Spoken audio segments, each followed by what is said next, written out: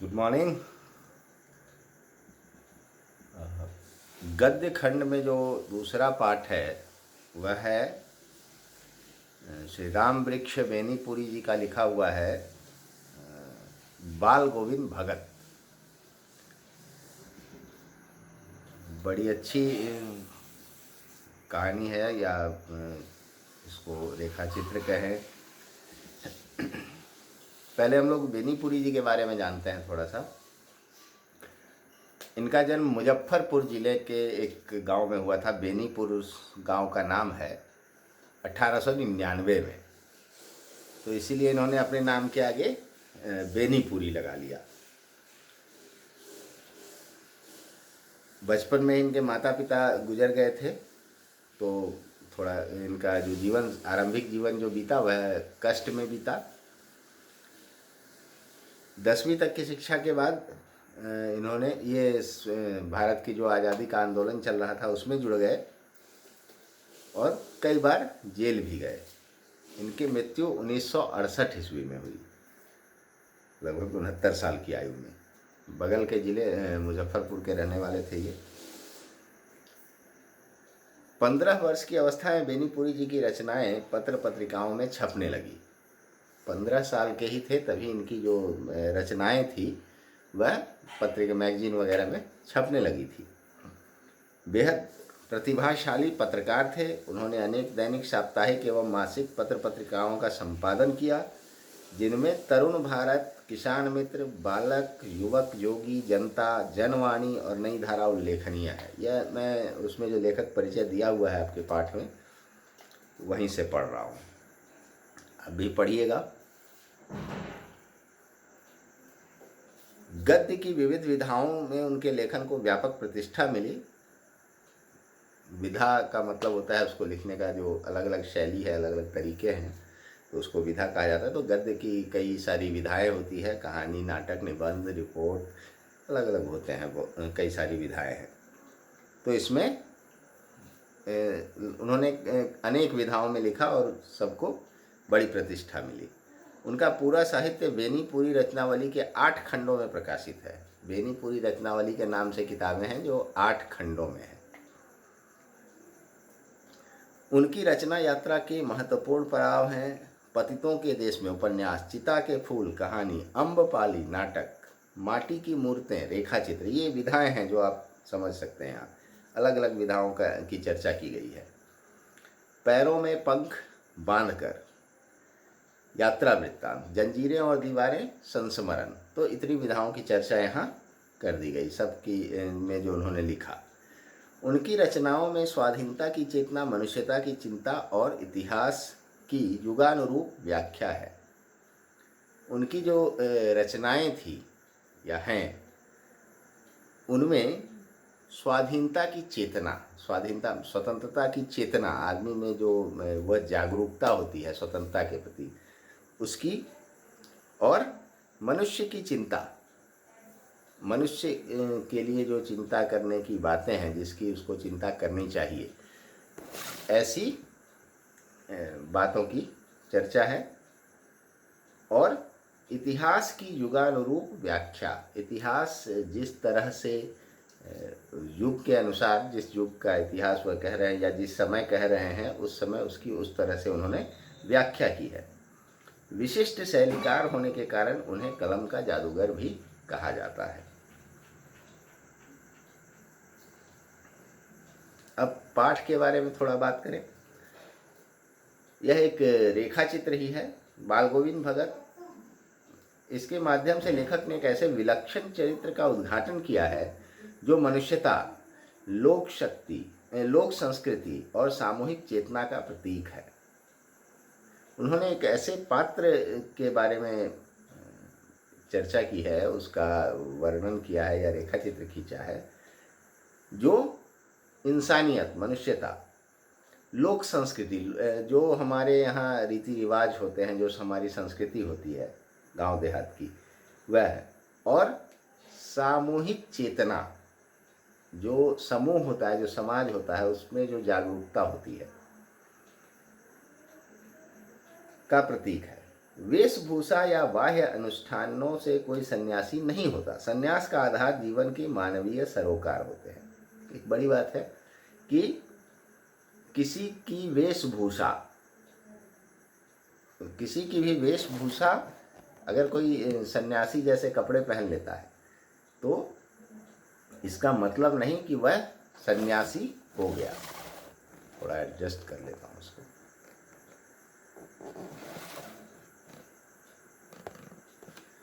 तो उसकी वेशभूषा से ज़्यादा फर्क नहीं पड़ता कि वह कैसा व्यक्ति है। वो बाहर क्या क्या बाह्य अनुष्ठानों मतलब उसके काम कैसे हो रहे हैं, वह क्या क्या काम कर रहा है अपने आप को दिखाने के लिए या बताने के लिए कि वह क्या है। जैसे हम लोग ज़्यादातर देखते हैं जो साधु सन्यासी होते हैं उनका कपड़ा थोड़ा अलग होता है, उनका खाने पीने का तरीका, उनका रहने का बोलने का तरीका अलग तरह से होता है, जिसे हम मान लेते हैं कि ये सन्यासी हैं। लेकिन असल में वह एक भ्रष्ट व्यक्ति हो सकता है, वह एक दुष्चरित्र व्यक्ति हो सकता है, वह एक अपराधी हो सकता है। तो वेशभूषा यह निर्धारित नहीं करती कि उसका आंतरिक चरित्र कैसा है, वह आदमी कैसा है, यह किसी के वेशभूषा से हम नहीं जान सकते हैं। तो सन्यास का आधार जीवन के मानवीय सरोकार होते हैं। कोई भी व्यक्ति सच्चा सन्यासी कब हो सकता है? जब उसके जीवन में जो मानवीय सरोकार है, मानवता के प्रति उसका जो सोचने का तरीका है, समाज के प्रति जो सोचने का तरीका है, यह उसके सन्यास का आधार होते हैं। तब उससे वह माना जाए कि सन्यासी है या भोगी है। तो यहाँ बाल गोविंद भगत के रूप में एक ऐसे ही व्यक्ति की चर्चा की गई है जो वेशभूषे से सन्यासी नहीं है, लेकिन उसका जीवन सन्यासियों की तरह बीतता है। बाल गोविंद भगत इसी आधार पर लेखक को सन्यासी लगते हैं। यह पाठ सामाजिक रूढ़ियों पर भी प्रहार करता है। सामाजिक रूढ़ियां मतलब होता है कि सामाजिक रूढ़ियों का मतलब हुआ कि जो समाज में ऐसी परंपराएं चली आ रही हैं जो बुरी हैं, जिनमें बहुत सारी चीज़ें गलत हैं, लेकिन हम उनको इसलिए करते आ रहे हैं क्योंकि वह समाज में पहले से परंपरागत रूप से चली आ रही है। हम उसके प्रति रूढ़ हो गए हैं, अड़ गए हैं, हमारे दिमाग में वह फिक्स हो गया है कि ये काम हमें करना ही है। उस पर हम सोचते नहीं है कि ये गलत है, सही है, इसमें क्या नुकसान है, क्या फ़ायदा है। क्योंकि हमारे पूर्वज करते आ रहे हैं तो हम भी करते चले जाते हैं। यही सामाजिक रूढ़ी है। तो यह पाठ जो है उस पर भी प्रहार करता है। इसमें कई घटनाएं ऐसी है जिस पर आपको लगेगा कि हाँ, ये एक नया काम उन्होंने किया, जबकि उनका जो जीवन स्तर था बाल गोविंद भगत का, वह इस तरह का नहीं था कि वह बहुत समाज में नया कुछ कर पाते, लेकिन वह करते थे, जिस स्तर पर थे वहीं से करते थे। इसीलिए उनमें लेखक को सन्यासी दिखाई देता है। इस रेखाचित्र की एक विशेषता यह है कि बाल गोविंद भगत के माध्यम से ग्रामीण जीवन की सजीव झांकी देखने को मिलती है। इसमें जो पात्र है, मुख्य पात्र जो है बाल गोविंद भगत, उनके माध्यम से ग्रामीण जीवन, जो गांव में जो जीवन लोग बिताते हैं, जिस तरह से जीवन जीते हैं, उसकी एक सजीव झांकी देखने को मिलती है, जीवंत उसकी झलक देखने को मिलती है इस पाठ में। अब हम मुख्य पाठ की ओर चलते हैं।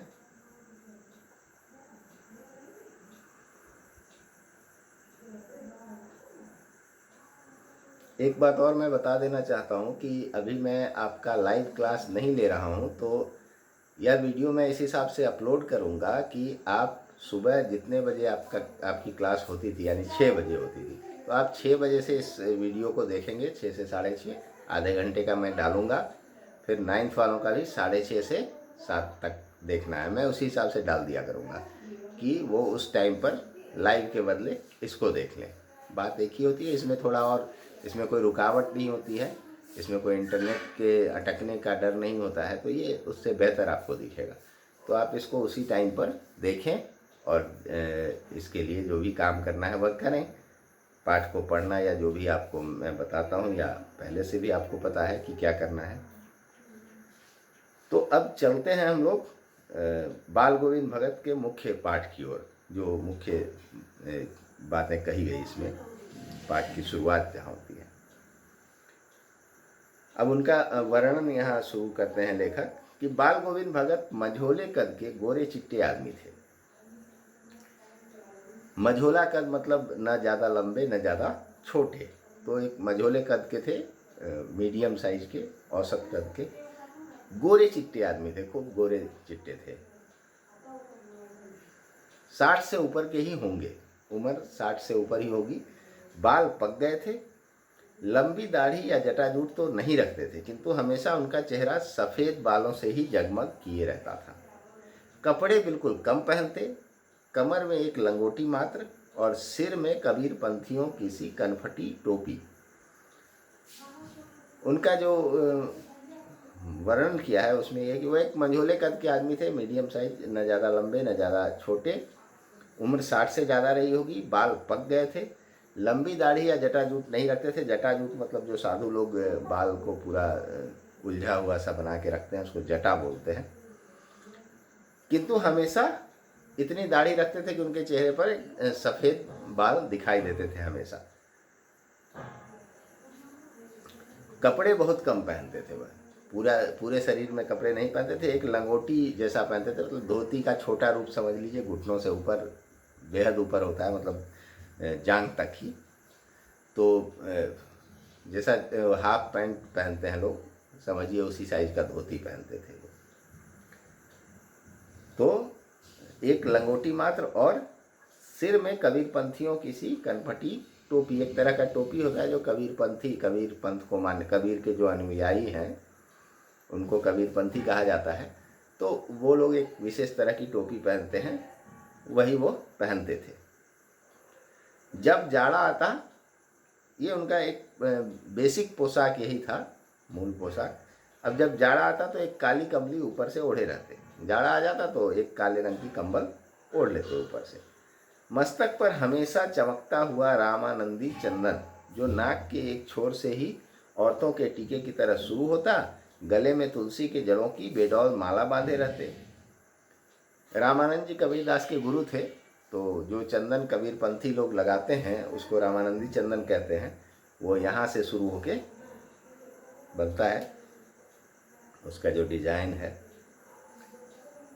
और जैसे औरत के टीके यहाँ से शुरू होता है, शायद एग्जैक्ट नहीं पता, यहाँ इस जगह से।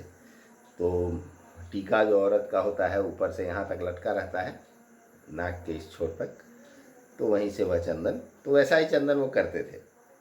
और कंठी माला आपने देखा होगा बहुत से लोगों को पहने हुए। कंठी माला तुलसी के जड़ का बनाया जाता है, गोल गोल सा एक भूरे कलर का माला पहने रहते हैं, या क्रीम कलर का भी दिखता है कई बार। शुरू में नया होता है तो क्रीम कलर का दिखता है, बाद में वह हल्का कत्थई हो जाता है।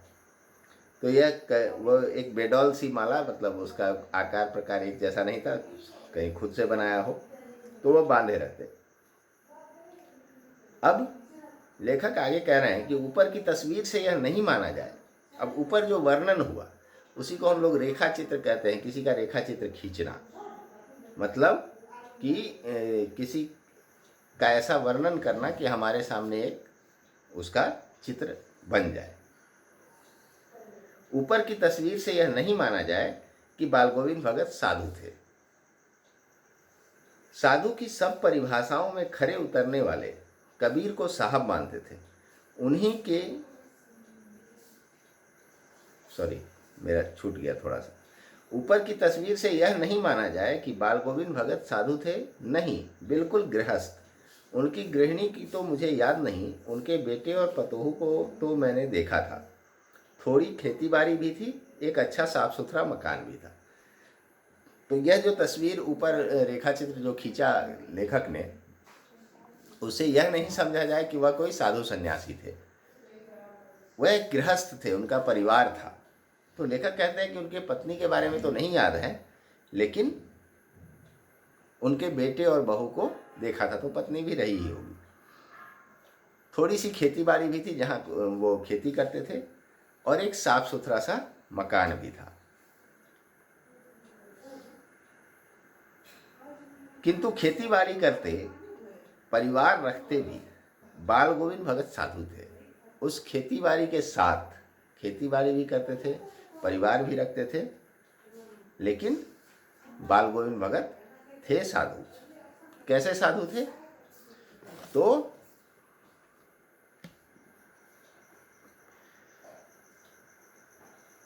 साधु की सब परिभाषाओं पर खरे उतरने वाले, साधु की जो भी परिभाषा होती है उस पर वह खरे उतरते थे।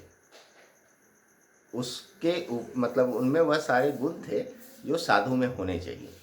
साधु को हम किसी को अगर हम साधु मानते हैं तो वो जिस कारण से मानते हैं, जिन गुणों के कारण मानते हैं, वो सारे गुण बाल गोविंद भगत में थे। लेकिन वह एक गृहस्थ थे, वह खेती बाड़ी भी करते थे। तो साधु वाले सारे गुण उनमें थे। वह कबीर को साहब मानते हैं। जो कबीर को मानने वाले लोग हैं वह कबीर को साहब ही कहते हैं, और आपस में जब उनका जो अभिवादन होता है वह साहब बंदगी उसको कहते हैं। तो वह कबीर को साहब मानते थे, उन्हीं के गीतों को गाते, उन्हीं के आदेशों पर चलते, कभी झूठ नहीं बोलते, खरा व्यवहार करते, किसी से भी दो टूक बात करने में संकोच नहीं करते, न किसी से खामखा झगड़ा मोल लेते, किसी की चीज नहीं छूते, न बिना पूछे व्यवहार में लाते। वो कबीर को साहब मानते थे, उन्हीं के कबीर के ही लिखे गीत गाते थे।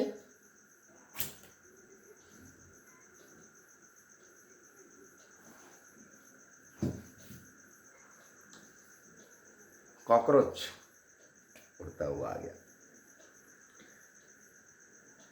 तो उन्हीं के गीतों को गाते थे, उन्हीं के आदेशों पर चलते, कभी झूठ नहीं बोलते। कबीर दास ने जो भी अच्छी बातें कही उनको वह मानते थे, जिसमें झूठ नहीं बोलना शामिल था।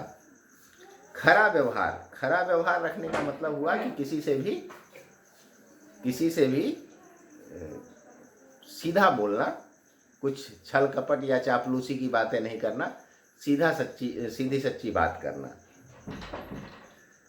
तो उनका जो व्यवहार था वह लोगों से खरा था। किसी से भी दो टूक बात करने में संकोच नहीं करते। उनके मन में जो होता या जो सही बात होती वह दूसरों को कहने में उन्हें कोई संकोच नहीं होता, कोई किसी तरह की चापलूसी नहीं करते, वह सीधा कह देते थे। न किसी से खामखा झगड़ा मोल लेते, दो टूक बात भी सामने कह देते और किसी से बेवजह झगड़ा भी नहीं मोल लेते थे। कभी किसी की चीज छूते नहीं और न ही बिना पूछे उसका प्रयोग करते थे। इस नियम को कभी कभी इतनी बारीकी तक ले जाते कि लोगों को कुतूहल होता। वह इस नियम को इस स्तर पर मानते थे कि लोगों को एक उत्सुकता सी होती, एक उत्साह सा होता कि ये कैसे कर लेते हैं। तो इसको और क्या है, वह कभी दूसरे के खेत में शौच तक के लिए नहीं बैठते। पहले के समय में शौचालय हर घर में नहीं होता था, तो लोग खेतों में ही जाते थे। तो वह इस स्तर तक मानते थे इस बात को कि दूसरे के खेत में शौच करने भी नहीं जाते थे। दूसरों की चीज़ नहीं छूनी चाहिए, बिना पूछे उससे व्यवहार में नहीं लाना चाहिए। इसको वह इस स्तर तक मानते थे कि कभी शौच के लिए भी दूसरे के खेत में नहीं बैठते थे। वह गृहस्थ थे, लेकिन उनकी सब चीज साहब की थी। जो कुछ खेत में पैदा होता सिर पर लादकर पहले साहब के दरबार में ले जाते, जो उनके घर से 4 कोस दूर पर था, एक कबीरपंथी मठ से। मतलब वह दरबार में भेंट रूप रख लिया जाकर प्रसाद के रूप में जो उन्हें मिलता उसे घर लाते और उसी से गुजर चलाते।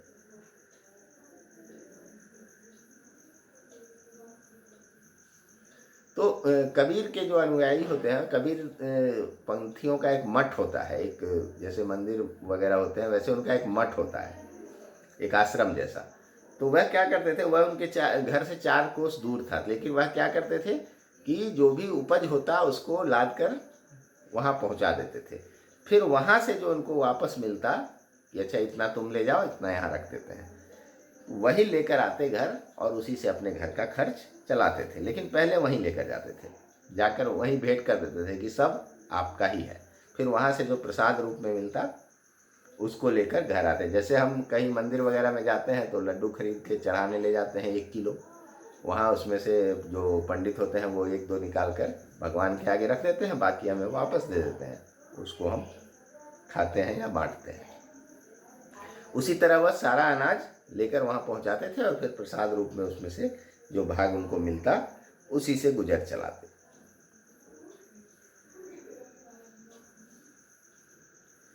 इन सब के ऊपर, इन सब बातों से ऊपर जो लेखक है वह कह रहे हैं कि इन सब के ऊपर मैं तो मुग्ध था उनके मधुर गान पर। उनकी जो वो जो गाते थे वह इतना मधुर था कि लेखक उस पर मुग्ध थे। ये सब बातें तो थी ही, उनके चरित्र की खूबियां तो थी ही, जो सदा सर्वदा ही सुनने को मिलते। अक्सर उनके गाने लोगों को सुनने को मिलते, वह गाते थे। कबीर के वे सीधे साधे पद जो उनके कंठ से निकलकर सजीव हो उठते। वह कबीर के पद गाते रहते थे जो उनके सीधे साधे कंठ से निकलते। कबीर के दोहे आपने सुने हैं, उनके पद सुना है, वह ऐसे ही बहुत सरल होते हैं और उसमें बहुत यथार्थ की बातें लिखी होती है, हमारे बीच की बातें लिखी होती है। उसमें ऐसा कुछ परालौकिक नहीं लिखा होता, दूसरी दुनिया की बातें नहीं लिखी होती, बड़ी सीधी सादी लौकिक बातें लिखी होती है जो दुनियादारी की बातें हैं। तो उसी को वह अपने सरल हृदय से, सरल कंठ से गाते, सरल स्वर में गाते, जिससे कि वह सजीव हो उठते। आषाढ़ की रिमझिम है, आगे देखिए, आषाढ़ की रिमझिम है, समूचा गांव खेतों में उतर पड़ा है। आषाढ़ महीना होता है, हिंदी जो महीना होता है, चैत, बैसाख, जेठ, आषाढ़, बरसात का शुरुआत आप उसको मान लीजिए।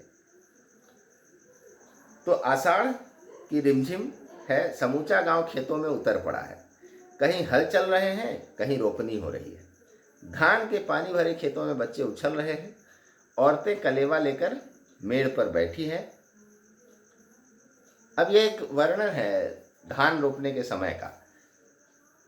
अभी तो खैर ट्रैक्टर वगैरह का ज़माना है, तो अभी के बच्चे नहीं देख पाते हैं इतना, क्योंकि उनको स्कूल वगैरह का ज़्यादा प्रेशर होता है, तो खेत से थोड़ा दूर रहते हैं, या गार्जियन भी नहीं चाहते हैं कि बच्चे खेत में जाएं। लेकिन पहले यह एक साधारण सा दृश्य था जो हर जगह दिखाई देता था कि जब बारिश हो रही है और गांव खेत में उतर पड़ा है रोपनी के लिए। कहीं हल चल रहे हैं, कहीं रोप रहे हैं। वो धान जो रोपा जाता है वो गीले मिट्टी में ही रोपा जाता है। उसके लिए जब खूब बारिश होती है तो उसी में उसको हल चला करके और मुलायम किया जाता है, और उसी में हाथ से ऐसे ऐसे करके एक एक पेड़ को धसा धसा के रोपा जाता है। झुंड में लोग लाइन से खड़े होकर रोपते हैं। महिलाएं रोपती हैं बहुत जगहों पर, कुछ जगह पुरुष भी रोपते हैं। तो वही दृश्य यहाँ लेखक दिखाना चाह रहे हैं कि आषाढ़ की रिमझिम है, समूचा गांव खेतों में उतर पड़ा है। कहीं हल चल रहे हैं, कहीं रोपनी हो रही है। धान के पानी भरे खेतों में बच्चे उछल रहे हैं। औरतें कलेवा लेकर मेड़ पर बैठी हैं। अब वो जो काम कर रहे हैं पुरुष, तो उनकी पत्नियां उनके दोपहर का खाना लेकर आकर वहीं मेड़ मतलब जो खेत का आरी होता है, सीमा जो होती है, उसी पर बैठी हैं कि इनका काम वहाँ तक हो जाए तो फिर वो आएंगे और खाना खाएंगे। थके हारे रहते हैं। आसमान बादल से घिरा, धूप का नाम नहीं, ठंडी पुरवाई चल रही है। ऐसे ही समय आपके कानों में एक स्वर तरंग झंकार सी कर उठी। यह क्या है, यह कौन है, यह पूछना न पड़ेगा। बाल गोविंद भगत समूचा शरीर कीचड़ में लिथड़े अपने खेत में रोपनी कर रहे हैं। अब जो दृश्य है वह है कि आसमान बादल से घिरा है, धूप कहीं नहीं है। बरसात के मौसम में यह दृश्य अक्सर देखा जाता है। पूर्वा हवा जो है, ठंडी पूर्वा हवा चल रही है, धूप नहीं है तो वह ठंडी है। ऐसे ही समय में गाने की आवाज़ कान में सुनाई देती है जो हृदय को झंकृत कर देती है, हृदय को खुश करती है। यह क्या है, कौन है, यह पूछने की जरूरत ही नहीं पड़ती। सब जानते हैं कि यह बाल गोविंद भगत करते हैं, गा रहे हैं। बाल गोविंद भगत पूरा शरीर में कीचड़ लगा हुआ और अपने खेत में धान की रोपनी कर रही है। उनकी उंगली एक एक धान के पौधे को पंक्तिबद्ध खेत में बिठा रही है। एक एक धान का पेड़ उठाते हैं और उसको पंक्ति में लगाए जा रहे हैं। उनका कंठ एक एक शब्द को संगीत के जीने पर चढ़ाकर कुछ को ऊपर स्वर्ग की ओर भेज रहा है और कुछ को इस पृथ्वी पर मिट्टी पर खड़े लोगों के कानों की ओर। उनके कंठ से जो शब्द एकदम हृदय से निकल रहे हैं, उनके कंठ, कबीर के जो पद वो गाया करते थे, या जो गांव के गीत होते थे मौसम के अनुसार, तो वह ऐसा लग रहा है जैसे मानो कुछ शब्द संगीत के सहारे, जो वातावरण में एक संगीत, उस समय तो कोई संगीत बजा नहीं रहा था, लेकिन जो वातावरण में हवा चलने से या जो भी संगीतमय एक वातावरण हो जाता है, लोगों के रोपने की आवाज़, छप छप की आवाज़, हल चलने की आवाज़, उसमें बैल को टिटकारने की आवाज़, ये सब मिलाकर एक संगीतबद्ध माहौल हो जाता है। तो उस पर चढ़ते हुए कुछ शब्द ऊपर स्वर्ग की ओर जा रहे हैं, और कुछ जो मिट्टी पर खड़े लोग हैं उनके कानों की ओर। बच्चे खेलते हुए झूम उठते हैं उस गीत पर। मेड़ पर खड़ी औरतों के होंठ कांप उठते हैं, वो भी साथ में गुनगुनाने लगती हैं। हलवाहों के पैर ताल से उठते हैं, हलवाए जो चल रहे हैं बैल के साथ, तो वो भी लगता है जैसे उसी ताल में उठ गिर रहे हैं पैर। रोपनी करने वालों की उंगलियां एक अजीब क्रम से चलने लगती है, उसी क्रम में उनका हाथ चलने लगता है गाने के धुन के अनुसार। बाल गोविंद भगत का संगीत, यह संगीत है या जादू?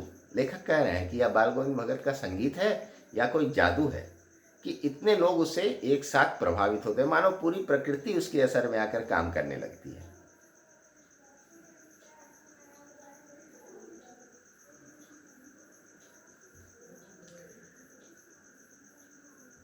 भादों की वह अंधेरी अधरतिया।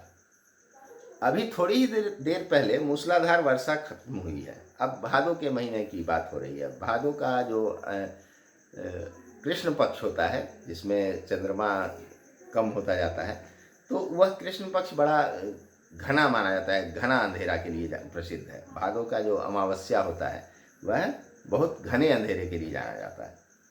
तो भादों की वह अंधेरी अधरतिया। अभी थोड़ी ही देर पहले मूसलाधार वर्षा खत्म हुई है। बादलों की गरज, बिजली की तड़प में आपने कुछ नहीं सुना हो, किंतु अब झिल्ली की झनकार या दादरों की टर टर बाल गोविंद भगत के संगीत को अपने कोलाहल में डुबो नहीं सकती। उनकी खंजड़ी डिमक डिमक बज रही है और वे गा रहे हैं, गोदी में पिया हुआ चमक उठे सखिया चिहुक उठे ना। अब जो दृश्य है वह है भादों की अंधेरी रात का, आधी रात का, जिसमें अभी तुरंत मूसलाधार वर्षा खत्म हुई है। बादल गरज रहे थे, बिजली चमक रही थी, लेकिन उसमें आपको कुछ सुनाई, इन आवाज़ों में आपको कुछ नहीं सुनाई दिया हो, किंतु उसके बाद, वर्षा के बाद आप महसूस करेंगे कि मेढक खूब टर टर बोलते हैं।